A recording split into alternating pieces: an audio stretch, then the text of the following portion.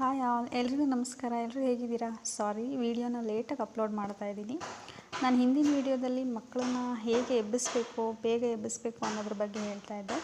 ಇವತ್ತಿನ ವಿಡಿಯೋದಲ್ಲಿ ಮಕ್ಕಳು ಎದ್ದ ಮೇಲೆ ಏನು ಮಾಡಬೇಕು ಅನ್ನೋದನ್ನು ನಾನು ಹೇಳ್ತಾ ಇದ್ದೀನಿ.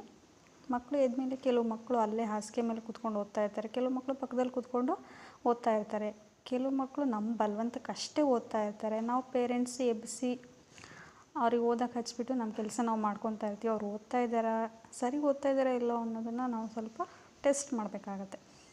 ಸೊ ಮಕ್ಕಳಿಗೆ ಓದೋ ಕಾನ್ಸಂಟ್ರೇಷನ್ ಬರಬೇಕು ಅಂದರೆ ನಾವು ಓದೋ ವಾತಾವರಣನ ನಮ್ಮ ಮನೆಯಲ್ಲಿ ಅಥವಾ ಅವ್ರ ರೂಮಲ್ಲಾಗಿರ್ಬೋದು ಅಥವಾ ಕೆಳಗಡೆ ಹಾಲಲ್ಲಾಗಿರ್ಬೋದು, ಅವರಿಗೆ ಓದುವಂಥ ಒಂದು ವಾತಾವರಣನ ನಾವು ಸೃಷ್ಟಿ ಮಾಡಬೇಕಾಗತ್ತೆ. ಎಬ್ಬಿಸಿದ ತಕ್ಷಣ ಓದು ಅಂದರೆ ಯಾವ ಮಕ್ಕಳು ಓದೋದಿಲ್ಲ.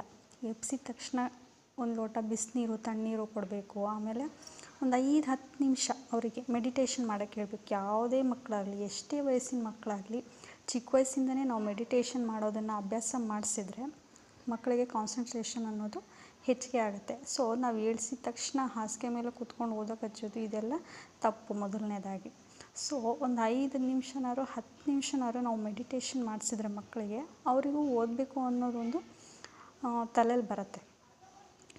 ಸೊ ನಾವು ಮೆಡಿಟೇಷನ್ ಇದು ಎಬ್ಬಿಸಿದ ತಕ್ಷಣ ನಾವು ಮೆಡಿಟೇಷನ್ ಮಾಡಿಸ್ಬೇಕು ಮಕ್ಕಳಿಗೆ.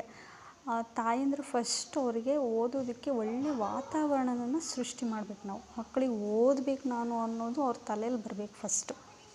ನಮ್ಮ ಬಲವಂತಕ್ಕೆ ಮಕ್ಕಳು ಓದಬಾರ್ದು, ಅವರಿಗೆ ಮನಸ್ಸಲ್ಲಿ ಬರಬೇಕು. ಅಂಥ ವಾತಾವರಣನ ನಾವು ನಮ್ಮ ಮನೇಲಿ ಸೃಷ್ಟಿ ಮಾಡಿದರೆ ಖಂಡಿತವಾಗ್ಲೂ ಎಲ್ಲ ಮಕ್ಕಳು, ಎಂಥ ದೊಡ್ಡ ಮಕ್ಕಳು ಕೂಡ ಚೆನ್ನಾಗಿ ಓದ್ತಾರೆ. So practice make man perfect ಅಂತಾರಲ್ಲ, ಡೈಲಿ ನಾವು ಏಳಿಸೋದನ್ನಾಗಿ ಅಭ್ಯಾಸ ಮಾಡಿರ್ಬೋದು ಅಥವಾ ಓದೋದನ್ನು ಅಭ್ಯಾಸ ಮಾಡಿಸೋದಾಗಿರ್ಬೋದು. ಒಂದೇ ದಿನ ಯಾವುದೂ ಆಗಲ್ಲ, ಒಂದಲ್ಲ ಒಂದಿನ ಖಂಡಿತ ಆಗತ್ತೆ. ಪ್ರಾಕ್ಟೀಸ್ ಮಾಡ್ತಾ ಇದ್ದರೆ ನಾವು ಒಂದಲ್ಲ ಒಂದಿನ ಖಂಡಿತ ಆಗತ್ತೆ.